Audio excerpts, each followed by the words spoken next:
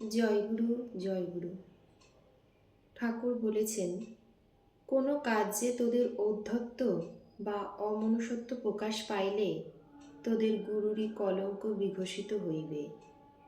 কোনো দিকে দিকপাত না করিয়া সরল বিশ্বাসে জীবন পথে অগ্রসর হও। আত্মকর্তৃত্ব ভুলিয়া পদে পদে ভগবান নির্ভরতা অবলম্বন করিবে। গুরু নারায়ণ জ্ঞানে প্রত্যেক জীবকে শ্রদ্ধা করিতে শিখিবে। কারো কার্যের সমালোচনা করিও না, করিলে ভগবানেরই দোষগুণ বিচার করা হইবে।